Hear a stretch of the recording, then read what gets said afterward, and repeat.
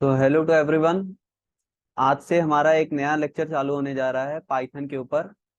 जैसे कि class 11th और क्लास 12th में सीबीएसई के पाइथन चलता है, और क्लास 8 से लेकर के क्लास 12 तक आईसीएससी में जावा चलता है। तो हम दोनों को ही कवर करेंगे। आज हम पहले पाइथन की बेसिक्स देखेंगे। पाइथन और जावा दोनों की बेसिक्स एकदम सेम ही है, तो हम दोनों को थोड़ा मिक्स करके बता देंगे। एकदम वो मतलब मिलती ही है, केवल उनके प्रोग्राम्स डिफरेंट हो जाते हैं। तो हम दोनों को मिक्स करके बता देंगे। और ये हमारा चैनल जो है एजुकेशन विथ एडवेंचर, इसमें हम आपको जो है आपकी लैंग्वेज में सिखाएंगे। जानते हैं ना, मतलब हम भी अभी आपकी एज से आ रहे हैं, तो अभी हम आपको आपकी लैंग्वेज से सिखाएंगे। थोड़ा सा टपोरी, थोड़ा सा वो होता है ना, मतलब जिसमें डिसिप्लिन चाहिए होती है, तो इसमें डिसिप्लिन बहुत ही ज्यादा कम होगी। तो आपको समझ उसमें शायद आई थिंक ज्यादा आएगा, क्योंकि हम भी ऐसे ही टीचर चाहते थे जो हमको हमारी लैंग्वेज में सिखाएं, हमेशा मजाक करें, थोड़ा उस लैंग्वेज में सिखाएं, लेकिन वैसा हमको नहीं मिला। तो हम आपको थोड़ा सा देना चाहेंगे। तो चलिए शुरू करते हैं आज की क्लास। तो पाइथन, सबसे पहले पाइथन पे हम देखते हैं। पाइथन देखिए एक प्रोग्रामिंग लैंग्वेज है। प्रोग्रामिंग लैंग्वेज सबसे पहली चीज क्या होती है? प्रोग्रामिंग लैंग्वेज वो है जिससे हम कंप्यूटर के साथ कम्युनिकेट करते हैं। कि कंप्यूटर हम कंप्यूटर से क्या चाहते हैं। कंप्यूटर जो वर्ड समझता है, वो वर्ड समझता है मेनली जीरो और वन की। ठीक है, नॉर्मली वो दो वर्ड समझता है, जीरो और वन की, पर हम उससे जीरो और वन में बात नहीं कर सकते। तो हमने उसके साथ कम्युनिकेट करने का अपना एक तरीका बनाया, और उस लैंग्वेज को हमने उस प्रोसेस को हमने नाम दिया कोडिंग। उस प्रोसेस को हमने नाम दिया कोडिंग। राइटिंग बहुत ही खराब है मेरी, एडजस्ट करना पड़ेगा आपको, क्योंकि घर वालों ने पहले मुझे डांटा जब तक मैं स्कूल में नहीं था। उसके जब स्कूल में गया तो स्कूल वालों ने डांटा, फिर पेरेंट्स टीचर्स मीटिंग में दोनों ने मिलकर डांटा, लेकिन फिर भी हम ठीक नहीं कर पाए। तो आपको राइटिंग से थोड़ा सा कॉम्प्रोमाइज करनी पड़ेगी। तो इसको हम कहते हैं कोडिंग। इस प्रोसेस को ये हम कहते हैं कोडिंग। तो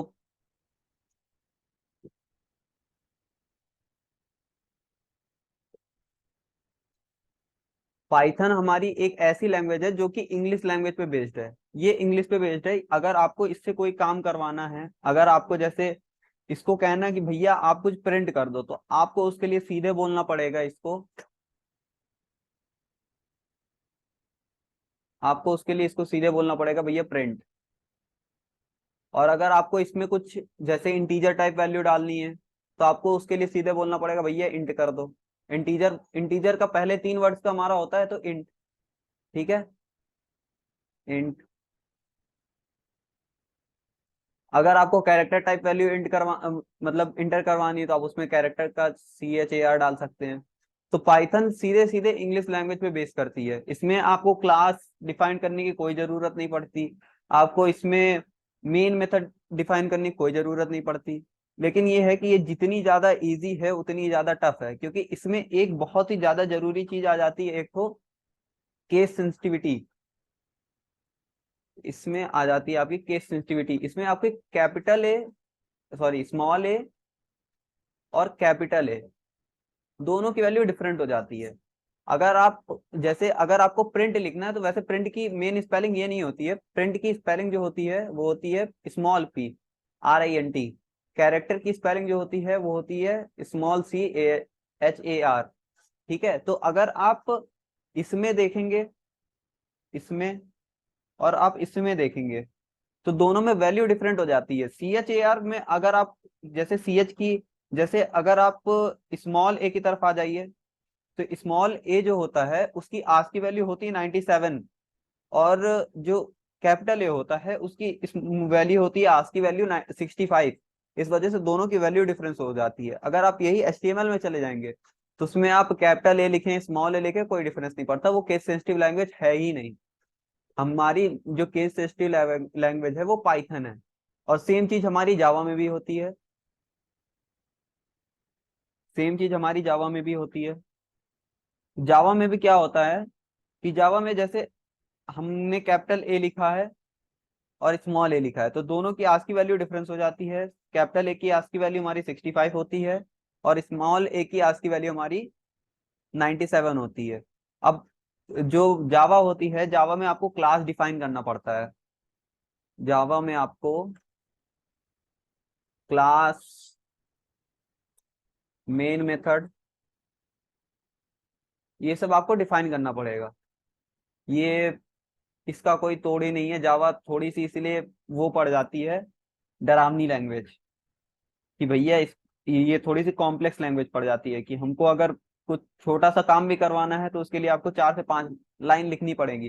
पर पर अगर आप वही पाइथन में देखेंगे, आप अगर वही पाइथन में देखेंगे तो पाइथन में आपका वो वही काम जो जावा में 10 लाइन में होगा, वही काम आपका पाइथन में 3 से 4 लाइन में हो जाएगा, बहुत ज्यादा से ज्यादा, इससे ज्यादा नहीं लगना है। तो चलिए हम इसका एक छोटा सा एग्जांपल देखते हैं, पाइथन और जावा का। वैसे पाइथन को यूज करने के लिए आपको पाइथन 3 डाउनलोड करना पड़ेगा, ये भी आपको बता देता हूँ। पाइथन को यूज करने के लिए आपको अपने सिस्टम में, ऑपरेटिंग सिस्टम में जो भी हो, चाहे वो विंडोज हो, चाहे वो लिनक्स हो, चाहे वो एंड्रॉयड हो, कोई भी हो, उसमें आपको डाउनलोड करना पड़ेगा पाइथन 3।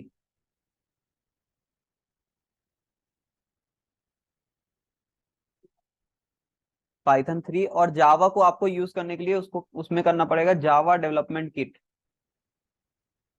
ये जावा का मतलब इन्वायरमेंट सेटअप करते हैं।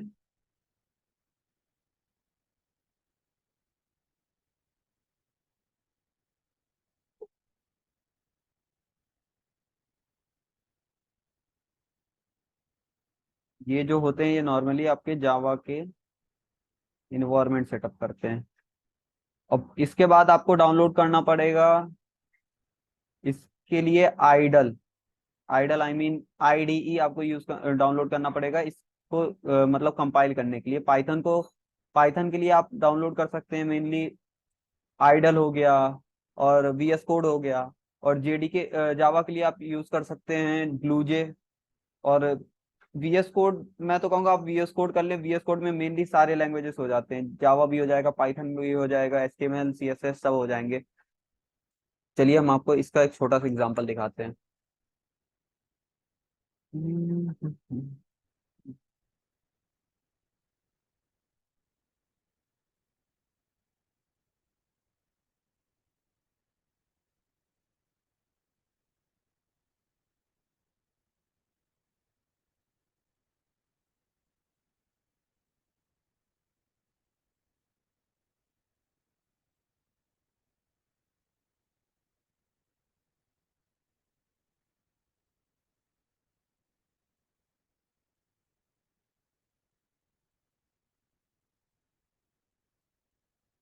हाँ,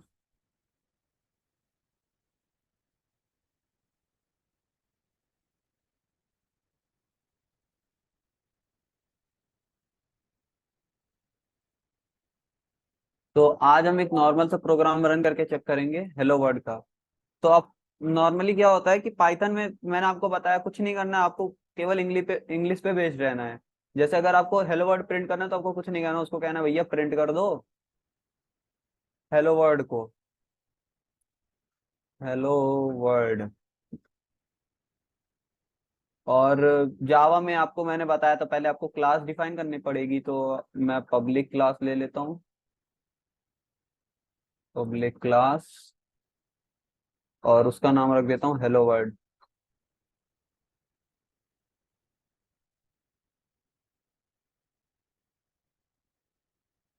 इसके बाद आपको इसमें ओपनिंग ब्रेसेस और कर्ली ब्रेसेस मतलब देने पड़ेंगे, ओपनिंग और क्लोजिंग के। फिर आपको इसमें मेन मेथड डिफाइन करना पड़ेगा। तो ये देखिए आप, इसमें आप मेन मेथड डिफाइन करेंगे और इसमें क्या होता है,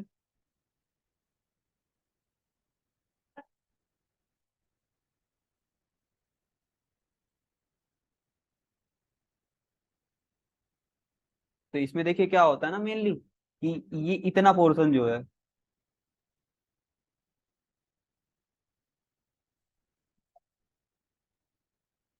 इतना पोर्शन जो है, जो ये दिल बन गया है गलती से मुझसे, तो इस पोर्शन में जो स्ट्रिंग आर्क्स लिखा हुआ है, इसका मतलब ये होता है कि हमको मेन मेथड को खाली नहीं छोड़ना है। बाकी इसका कुछ उतना खास मतलब नहीं है। अगर इसी चीज को आप उसमें ब्लूजे में रन करेंगे, तो आप अगर स्ट्रिंग आर्क्स नहीं लिखते हैं और ये स्टार्टिंग में ये पब्लिक नहीं लगाते हैं, ये पब्लिक हो गया, ये पब्लिक हो गया, तो भी कोई उसमें दिक्कत वाली बात नहीं होती, क्योंकि वो खुद से उतना रेंडर कर लेता, उतना समझ जाता है कि अभी न्यू बिगनर है, इतना हो जाता है। तो अब इसके आगे आपको करना पड़ेगा।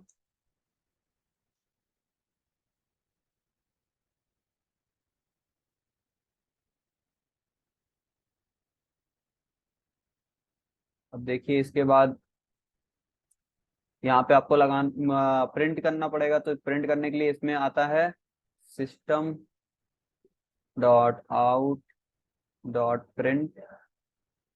देखिए दो आता है ना, system dot out dot print आता है और system dot out dot print ln आता है। आगे आपको इसके बारे में डिफरेंस बताएंगे, system dot out dot print ln और system dot out dot print के बीच का डिफरेंस क्या होता है। इसमें कुछ खास उतना मतलब वो नहीं है, लेकिन काम पड़ जाता है फिर भी इसका भी।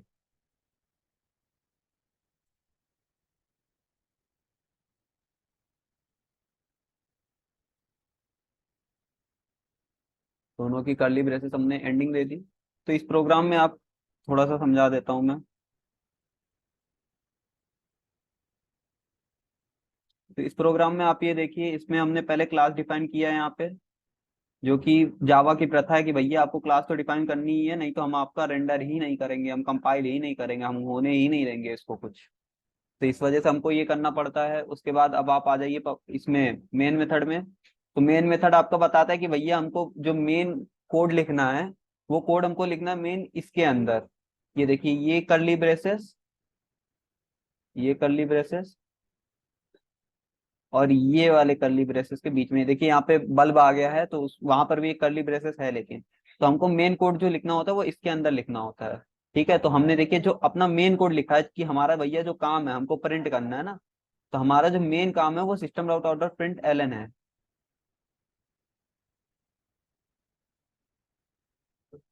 हमारा जो मेन काम है वो हमको प्रिंट करना है हेलो वर्ल्ड को, तो हमने यहाँ पे प्रिंट कर दिया है। उसके बाद हमने अपने मेन मेथड की एंडिंग दे दी है और अपने क्लास मेथड की एंडिंग दे दी है ये।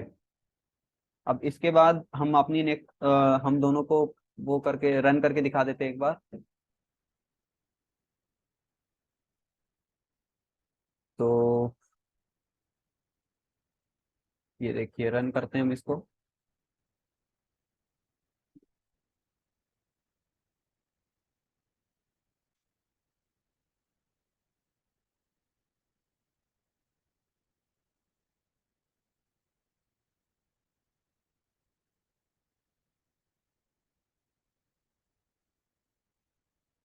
कुछ गड़बड़ी हो गई है शायद, आई थिंक सो।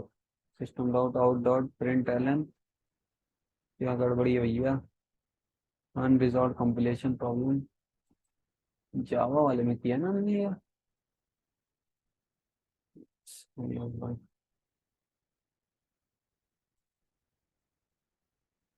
एक सेकेंड।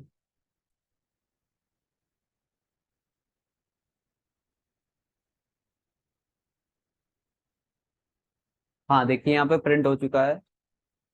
वो थोड़ा सा हेलो वर्ड को रेंडर नहीं कर पा रहा था यहाँ पे क्लास, इस वजह से हमने पब्लिक हटा दिया है। नॉर्मली हम पब्लिक यहाँ पे यूज करते हैं। अब इसके बाद यहाँ पे हेलो वर्ड आ गया है, देखिए ये प्रिंट हो चुकी है। अब हम पाइथन में पाइथन का करके आपको दिखा देते हैं। ये देखिए, इसमें तो आपको कुछ भी नहीं करना, बहुत ही इजी सा प्रोग्राम है ये।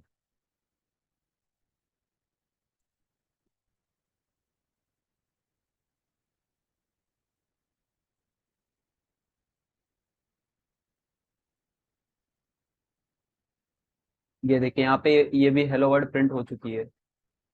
ठीक है, अब इसके बाद का जो आगे का है, हम कल स्टार्ट करेंगे पाइथन की बेसिक्स और जावा की बेसिक्स। जावा में हम कोशिश करेंगे कि आपको पढ़ा दें ऊप्स के प्रिंसिपल। जावा हमारा जो मेनली वर्क करता है वो ऊप्स पे वर्क करता है, ऊप्स पे वर्क करता है, ऑब्जेक्ट ओरिएंटेड प्रोग्रामिंग लैंग्वेज।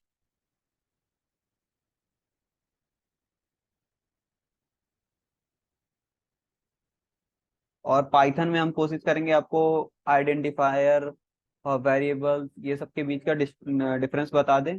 और मेन क्लास हमारी 1-2 हफ्ते के बाद से चालू होगी, जब आपकी मेन बेसिक्स खत्म हो जाएगी। ये सब तो अभी बेसिक्स हैं।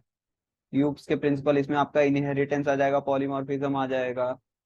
ये सब हमको आपको पढ़ाना पड़ेगा।